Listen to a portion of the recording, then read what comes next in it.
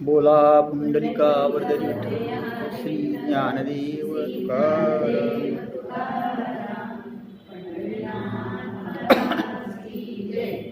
पान 187 पान. उद्धरेदात्मनात्मानं नात्मानमवसादेत आत्मविहात्मनो बंधुरात्मैव रिपुरात्मनः. म्हणजे स्वतःचा उद्धार करून घ्यावा, स्वतःला अधोगतीला जाऊ देऊ नये. कारण आपण आपलाच बंधू आहे आणि आपण आपलाच शत्रू आहे. आत्मैव ह्यात्मनो बंधू, म्हणजे आपणच आपला बंधू आहे, म्हणजे उद्धार करता आहे. आणि आत्मैव रिपु आत्मनः, म्हणजे आपणच आपला शत्रू आहे. म्हणजे वरती भगवान श्रीकृष्णाने जेव्हा ह्या योगमार्गाचं आणि त्यातून प्राप्त होणाऱ्या त्या अवस्थेचं वर्णन केलं, तेव्हा अर्जुन असं म्हणतो की भगवंता, अशा प्रकारची ही अवस्था, अशी प्राप्ती त्याला कशी होते, कोण देतं ती? तर भगवान सांगतात की नाही, इथं कोणी कोणाला काही देत नाही आणि घेत नाही. खरं तर देणं न देणं न घेणं यातच ही एक वेगळी गोष्ट आहे.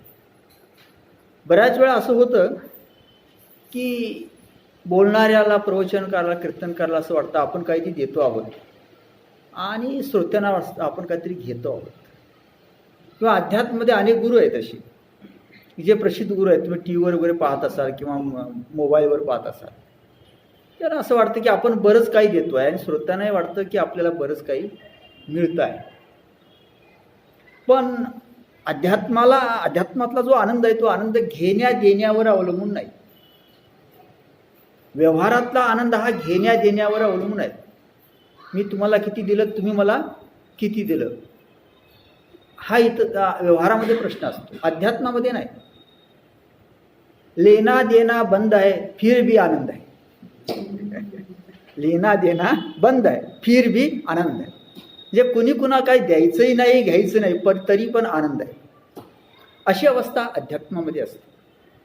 आणि म्हणून भगवान इथं सांगतात की आपला उद्धार आपणच करावा आणि आपण स्वतःला कधी अधोगतीला जाऊ देऊ नये. म्हणजे आपला नाश आपण कधीही करू नये. कारण आपणच आपला मित्र आहे आणि आपणच आपला शत्रू आहे. ते पहा, आपणच आपला उद्धार करावा याचा अर्थ हा मनुष्य देह प्राप्त झाल्यानंतर या मनुष्य देहानं त्या भगवंताच्या प्राप्तीसाठी प्रयत्न करणं, याचा अर्थ आपणच आपला उद्धार करून घेण्याचा मार्ग स्वीकार करणं. आणि या मनुष्य देह प्राप्त झाल्यानंतर केवळ संसारासाठी हा मनुष्य देह झिजवणं, याचा अर्थ आपणच आपली अधोगती करून घेणं असा त्याचा अर्थ आहे. कारण अशा प्रकारचा मनुष्य देह प्राप्त झाल्यानंतर त्या भगवंताच्या प्राप्तीसाठी आपण काहीतरी प्रयत्न केला पाहिजे. कारण तशा प्रकारची प्राप्ती या देहातच आपल्याला करता येते, या जन्मातच करता येते, इतर जन्मामध्ये नाही. इतर मनुष्य सोडून इतर जे प्राणी आहेत त्या प्राण्यांच्या जन्मामध्ये अशा प्रकारची प्राप्ती, अशा प्रकारचा प्रयत्न काही आपल्याला करता येत नाही, तशी काही व्यवस्था नाही. आणि जर समजा अशा प्रकारचा हा मनुष्य देह प्राप्त होऊनही आपण जर प्रयत्न केला नाही, तर आपण एक फार मोठी संधी दवडतोय असा त्याचा अर्थ होतो. कारण पुन्हा आपल्याला 84 लक्ष योनीमध्ये फिरून हा नरदेह कधी प्राप्त होईल काही सांगता येत नाही. ते कुणाच्या हातात नाही, ते आपल्या कर्माच्या हातात आहे. आणि म्हणून एकदा मिळालेली जी संधी आहे ती संधी आपण दवडता कामा नये, हे लक्षात घेतलं पाहिजे. म्हणजे हा जन्म केवळ संसार करण्यासाठी नाही. संसार आहेच, तो इथं आल्यानंतर पाठीमागे लागलेलाच आहे, तो सुटत नाही. पण संसार करता करता त्याची प्राप्ती करून घेणं हा अतिशय महत्त्वाचा भाग आहे.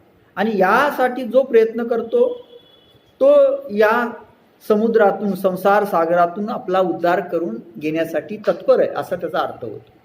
आणि जो इकडे दुर्लक्ष करतो आहे, ज्याला असं वाटतं की हा देह म्हणजे इथल्या सगळ्या ज्या उपभोग्य वस्तू आहे त्याचा उपभोग घेण्यासाठी आहे, याच्या पलीकडे या देहाचं काही प्रयोजन नाही, असं ज्याला वाटतं, त्याचा अर्थ असा आहे की तो स्वतःच अधोगतीला जातो, असा त्याचा अर्थ आहे, असं आपल्या लक्षात येईल.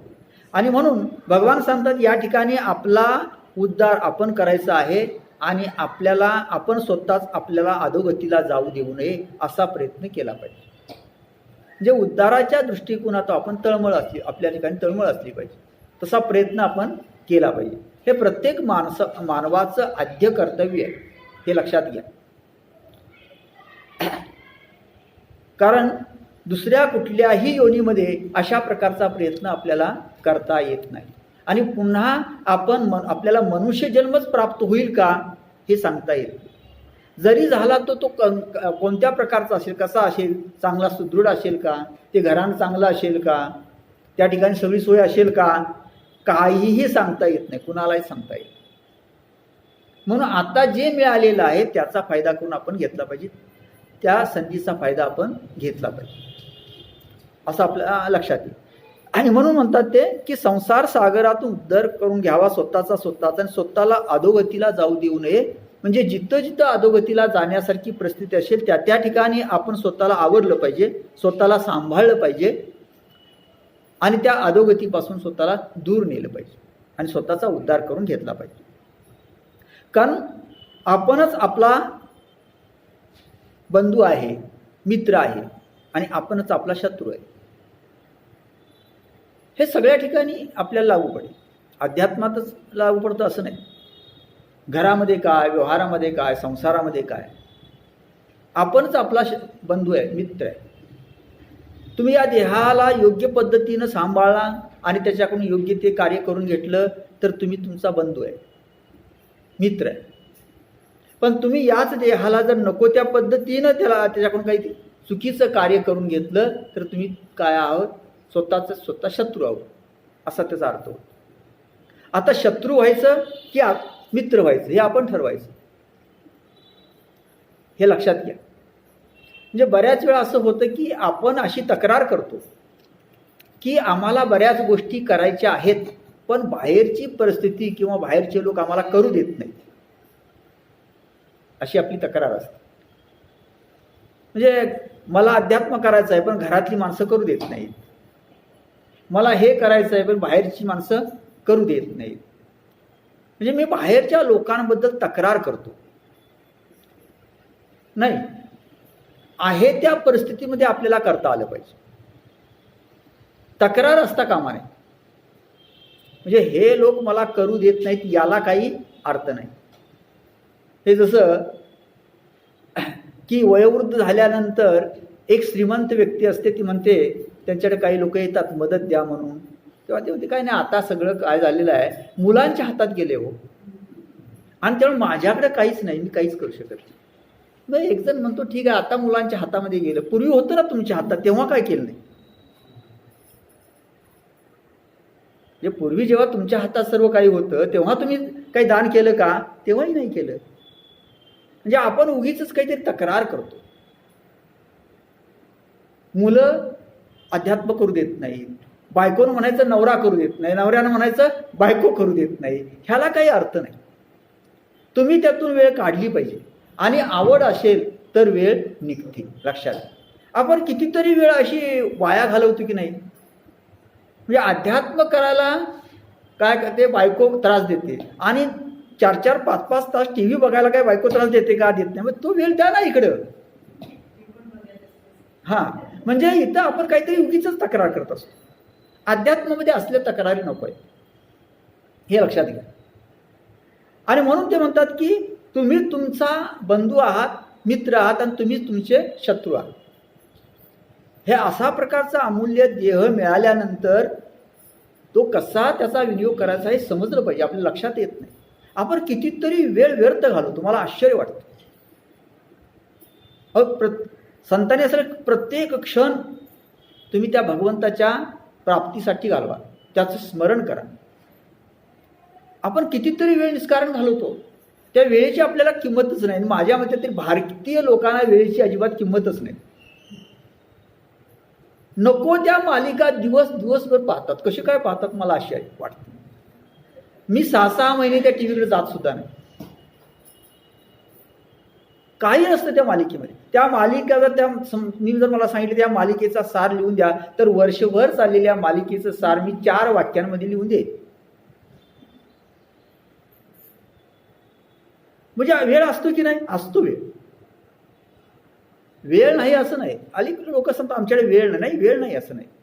तुम्ही तुमच्या वेळेचा सदुपयोग केला पाहिजे. म्हणजेच तुम्ही तुमचे कोण आहात? बंधू आहात, मित्र आहात. आणि ते दुरुपयोग केला तुम्ही, त्या वेळेची किंमतच तुम्हाला समजलं नाही, तर याचा अर्थ तुम्ही काय आहात? शत्रू आहात. तुम्ही जर संपूर्ण वेळेचा सदुपयोग केला तर कुठलंही कार्य तुमचं यशस्वी होऊ शकतं. मनात आणलेलं हे लक्षात घ्या. पण आपण पूर्णपणे बऱ्याच गोष्टीकडे दुर्लक्ष करतो किंवा कुठल्याही गोष्टीचा विचार फारसा आपण करीत नाही, गांभीर्यानं घेत नाही, असा त्याचा अर्थ आहे. आता काही लोक असे म्हणतात काय हो आम्हाला अध्यात्म करायचा होता, पण आमच्याकडे काहीच नाही. काय नाही म्हणजे आमच्याकडे काही चांगला बंगला नाही, एखादी खोली नाही चांगली ध्यानाला बसायला, आर्थिक परिस्थिती चांगली नाही, अशा अनेक गोष्टी आमच्याकडे नाही. पण भगवंताला विचार तर भगवान म्हणेल दिले हात पाय कान. पण तुला हात पाय तोंड कान सगळं दिलंय ना, मग यातून कितीतरी करता येईल ना. ज्याला म्हणजे हे आपल्याला सगळं दिलेलं आहे चांगलं, त्याची किंमत नाही समजत. आंधळ्याला समजते किंमत, डोळ्यांची किंमत काय आहे. ज्याला ऐकू येत नाही त्याला समजतं कानांची किंमत काय. म्हणजे सगळं तुला दिलं ना, कान चांगले दिले, डोळे चांगले दिले, हात पाय दिलेले आहेत, सगळं तुला करता येतं, बोलता येतं, मग आणखी काय पाहिजे. अध्यात्माला एवढं पुरेसं आहे, हे लक्षात येईल. म्हणजे आपण इथं कोणत्याही प्रकारची तक्रार करता कामा नये की मी हे करणार होतो पण यामुळं होत नाही तक्रार येते, हे लक्षात घ्या. काही माणसांना तक्रार करण्याची सवयच असते, त्यांना काही करायचंच नसतं, फक्त तक्रार करायची. नाही, अध्यात्मात तक्रार नाही चालत. तुम्ही जेवढा वेळ देता येईल तेवढा तो वेळ काढा आणि तो अध्यात्मात द्या. म्हणजे या देहात आल्यानंतर त्याचा सदुपयोग करा. यालाच म्हटलेलं आहे तुम्ही तुमचा कोण आहात? बंधू आहात किंवा मित्र आहात. आणि जर तुम्ही हे केलं नाही तर तुम्ही तुमचे शत्रू आहात. म्हणजे तुम्ही स्वतःलाच अधोगतीला नेणारे आहात, हे लक्षात घ्या. म्हणजे इथं कोणी कुणाचा उद्धार करीत नाही, स्वतःचा उद्धार स्वतःच करून घ्यायचा आहे अध्यात्मामध्ये. हे तत्व जे आहे ते अतिशय महत्त्वाचं आहे आणि ते आपण लक्षात ठेवलं पाहिजे. तर हसवणी श्रीकृष्ण म्हणे नवल तुझे नाही बोलणे, कवण्याची काय दिजेल कवने अद्वैती. भगवान म्हणतात अरे बाबा की या अद्वैत स्थितीमध्ये कोणाला कोण काय देणार आहे? कोणी कोणाला काय देत नाही. अध्यात्मामध्ये जी अद्वैत स्थिती आहे की केवळ परमेश्वर परमात्माच भरून राहिलेला असेल, एकच तो असेल, तरी कुणी कुणाला देण्याचा प्रश्न उद्भवत नाही. पण व्यामोहाशे शेजे बळी या अविद्या निद्रित होईजे. पहा, जेव्हा भ्रांतीच्या शयेवर अगदी बलवान अशा प्रकारच्या अविद्येमध्ये आपण झोपलेलो असतो, तेव्हा आपल्याला जन्म मृत्यूचं हे दुःख स्वप्न आपण भोगत असतो, म्हणजे प्राप्त होतो. म्हणजे जेव्हा आपल्याला मोह होतो आणि अविद्येनं अज्ञानानं आपण ग्रासली जातो आणि अज्ञानानं ग्रासलो आपण, अविद्येनं ग्रासलो आपण की आपल्याला जन्म मृत्यू प्राप्त होतो. हा जन्म मृत्यू म्हणजे काय आहे? हा एक स्वप्नच आहे. जग म्हणजे एक स्वप्नच आहे. त्यामधला आपला जन्मसुद्धा हे काय आहे? एक प्रकारचं स्वप्नच आहे, खरं नाही. स्वप्न का म्हटलं? स्वप्न याच्यासाठी म्हटलेलं आहे की स्वप्न हे काही काळ तेवढ्यापुरतं खरंच असतं. स्वप्न स्वप्नात खोटं असतं असं वाटतं का कधी? नाही. तेवढ्यापुरतं ते कसं असतं? खरंच असतं. जागृतीत आल्यानंतर आपल्या लक्षात येतं अरे ते स्वप्न होतं म्हणजे खोटं. तसं जेव्हा तुम्हाला आत्मज्ञान होईल म्हणजे जागृती येईल तेव्हा तुमच्या लक्षात येईल की हा संसार हे जग सगळं कसं आहे? खोटं आहे. लक्षात घ्या. हे पदार्थ निर्माण झालेले आहेत, जग निर्माण झालेलं आहे, पण ते क्षणभर आहे. त्याला जास्त वेळ काल अस्तित्व नाही. जसं स्वप्नात सुद्धा, स्वप्न म्हणजे काय याचा विचार सुद्धा आपल्या पूर्वीची शास्त्राने फार केलेला आहे अध्यात्मामध्ये. स्वप्न याचा अर्थ त्यांचं मत असं आहे की या कंठामध्ये एक पुरीतत नावाची नाडी आहे. त्या नाडीचं नाव आहे पुरीतत. या पुरीतत नाडीमध्ये ते सगळे पदार्थ स्वप्नात दिसणारे निर्माण होतात तेवढा वेळ, आणि ते आपण पाहतो प्रत्यक्ष. त्याला स्वप्न म्हणतात. आणि खरं आहे, आपण पाहतो की आपण म्हणतो स्वप्नात जागा झालं, हां मी पाहिलेला हत्ती असा तंतोतंत होता, म्हणजे अगदी तंतोतंत आपण त्या हत्तीचं किंवा त्या पदार्थाचं वर्णन करतो, असं स्वप्नाबद्दल शास्त्रानं सांगितलेलं आहे. आणि म्हणून म्हणजे ते त्यांना अस्तित्व आहे, पण ते कसं आहे क्षणभंगूर आहे. तसं इथं आपण अशा प्रकारे जर या संसाराचा मोह आपल्याला झाला आणि ही जी अविद्या आहे त्या अविद्येमध्ये जर आपण झोपी गेलो तर मात्र जन्ममृत्यूचं दुःख स्वप्न आपल्याला भोगावं लागतं. म्हणजे जन्म आणि मृत्यू हे तसेच राहतात. हे जन्ममृत्यू एकदा संपले पाहिजे, हे लक्षात घ्या. म्हणजे हे सगळं कशासाठी चाललंय?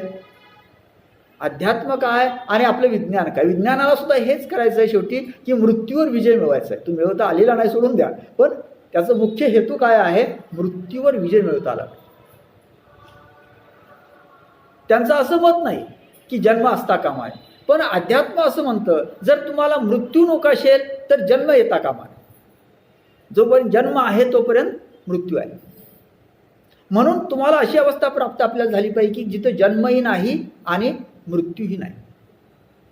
कारण हे मृत्यूचं जे एरझार आहे ती संपणार कधी, याला काय अंत नाही, हे लक्षात घ्या. म्हणून या देहातूनच ही जी एरझार आहे ती कायमची संपली पाहिजे, याच्यासाठी प्रयत्न करायचा.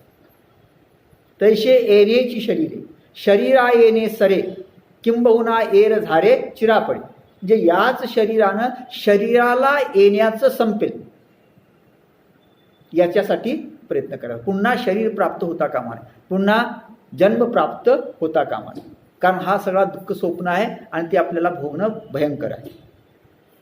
पाठी अवसात याचे हो तर ते अवघेची होय वाव. जेव्हा तो नंतर अकस्मात अगदी जागा होतो ना, तेव्हा त्याच्या लक्षात येतं अरे हे सगळंच व्यर्थ आहे. म्हणजे आपण जे पाहत होतो हे सगळं व्यर्थ आहे. अध्यात्मामध्ये जेव्हा तुम्हाला ज्ञान होतं, अविद्या निघून जाते, तेव्हा अशा लक्षात येतं की हा सगळा संसार, हे सगळं जगत, हे सगळे आपण करत असलेले व्यवहार, ही सगळी नाती, हे सगळंच कसं आहे? खोट आहे.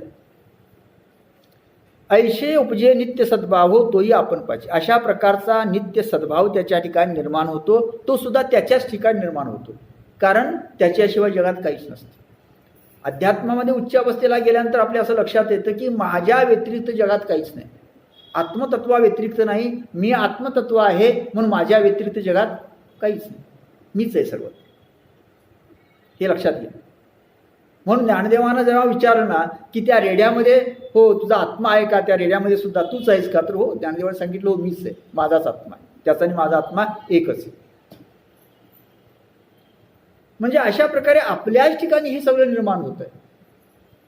म्हणून आपण त्याचा विचार करायचा. म्हणजे हा संसार सुद्धा आपणच निर्माण केलेला आहे, आपणच लावून घेतलेला आहे. मग आपणच जर निर्माण केला असेल, आपणच लावून घेतला असेल, तर नष्ट सुद्धा आपणच केला पाहिजे, दुसरं कोण करणार? कारण तो अज्ञानातून आलेला आहे.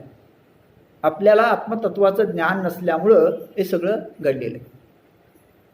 हा अहम असल्यामुळे सगळं झालेलं आहे. म्हणून आपणच आपण या घातू किस्तू असे धनंजय. म्हणून अर्जुना आपणच आपला घात करत असतो. चित्त देऊनी नाथिलिया देहाभिमाना. आपा चित्त देऊनी नाथिलिया म्हणजे खोट्या देहाभिमानाच्या ठिकाणी चित्त दिल्यामुळं हा आपला घात आपणच करीत असतो. मी म्हणजे देह,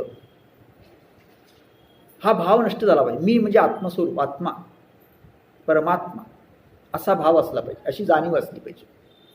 आपली जाणीव सतत काय आहे? हा देह म्हणजे मी, याच्या पलीकडे मला अस्तित्व नाही. देह पडला, माझं अस्तित्व संपलं. जेव्हा मी जन्माला आलो तेव्हा माझं अस्तित्व काय झालं? सुरू झालं नाही. हा देहाभिमान जो आहे तो खोटा आहे आणि त्याला तिकडं आपण चित्त देतो आहोत, लक्ष देत आहोत, तेच आपण समजतो आहोत. म्हणजे हा अहम, या देह म्हणजे देहामध्ये असलेला अहम आणि देह दोन्ही मिळून आहे. देह हा दिसणारा देह झाला. त्याच्या आत जो अहम आहे तो मी मी मी म्हणणारा मी आहे, तो म्हणजे आपण असं आपल्याला वाटतं. आणि अहम अहम म्हणजे काय, परवा मी सांगितलं तुम्हाला. अहम याचा अर्थ मन आणि बुद्धी, मन अधिक बुद्धी, मन अधिक बुद्धी, ह्या दोन गोष्टीचं संयोग असा असं जे रूप आहे आणि जे अज्ञानानं आच्छादलेलं आहे त्याला अहम म्हटले. म्हणजे मन आणि बुद्धी या दोन्हींचं संयोग असं रूप आणि तेही अज्ञानानं आच्छादलेलं. म्हणजे या मनालाही नेमकं माहिती, अज्ञानानं आच्छादले याचा अर्थ असा आहे, थोडा विषय थोडा अवघड आहे. अज्ञान अज्ञान म्हणजे तरी काय, आपण म्हणतो ते अज्ञान नाही.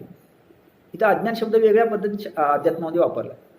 अज्ञान याचा अर्थ असा आहे की मला मी नेमका कोण आहे हे न समजणं म्हणजे अज्ञान.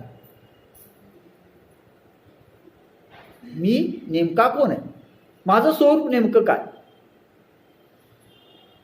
समजा हा देह जर माझं स्वरूप असेल तर मी काही वेळा असं म्हणतो, मनाने काही कल्पना करतो, मनानं सुखी होतो दुःखी होतो, म्हणजे मन हे सुद्धा काय माझं स्वरूप आहे. बुद्धीनं काही विचार करतो, म्हणजे बुद्धी सुद्धा काय माझं स्वरूप आहे. मग नेमकं कोण मी, म्हणजे हे शरीर आहे, हे मन आहे, बुद्धी आहे, काय या सगळ्यांच्या पलीकडे आणखी काही माझं स्वरूप आहे नेमकं, हे न समजणं याला काय म्हटलेलं आहे, अज्ञान. यात आपण आहोत. आपल्याला नेमकं माहिती नाही आपलं स्वरूप नेमकं काय आहे. अध्यात्म सांगतं की तू देह तर नाहीसच, तू मनही नाहीस, तू बुद्धीही नाहीस, त्याच्या पलीकडे असणार एक चैतन्य आहे की हे जे या मनाला बुद्धीला चेतना देतं, शक्ती देतं, जागृत करतं, या देहाला चालवतं. अशा प्रकारची जी चेतना शक्ती चैतन्य आहे ना, ते चैतन्य तू आहेस असं अध्यात्म सांगतं. आणि म्हणून जोपर्यंत हा भाव येत नाही तोपर्यंत आपण अज्ञानी आहोत असा त्याचा अर्थ. म्हणून हे चैतन्य जे आहे ते चैतन्य आपण लक्षात घेतलं पाहिजे. आणि हा जो देहाभिमान आहे खोटा तो टाकून गेला पाहिजे. मी म्हणजे देह नव्हे, मी म्हणजे मन नव्हे, मी म्हणजे बुद्धी नव्हे, ते आपल्याला मी म्हणजे सूक्ष्म शरीर नव्हे, म्हणजे इंद्रिय वगैरे जी आहेत सूक्ष्म अशा प्रकारची मी नव्हे, मी म्हणजे सूक्ष्म शरीर नव्हे, त्यानंतर कारण देह नव्हे, महाकारण देह नव्हे, अज्ञान नव्हे, मी काहीच नाही. याच्या पलीकडे आणखी काहीतरी चैतन्य जे आहे ते चैतन्य म्हणजे मी, असा भाव असणं हे लक्षात घेतलं पाहिजे. आणि म्हणून असं म्हटलेलं आहे की आपण अशा प्रकारे निष्कारण नसलेल्या देहाभिमान, जो खोटा देहाभिमान त्याला आपण आपला समजतो आणि यामध्ये गुंतून पडतो आणि आपण आपलाच घात करतो. ते जर आपण असं समजू लागलो, त्याची जाणीव होऊ लागली की मी देहाभिमानी, म्हणजे मी म्हणजे देह नव्हे, मी म्हणजे अहम नव्हे, मी त्याच्या पलीकडे काय आहे, एक आत्मरूप चैतन्य.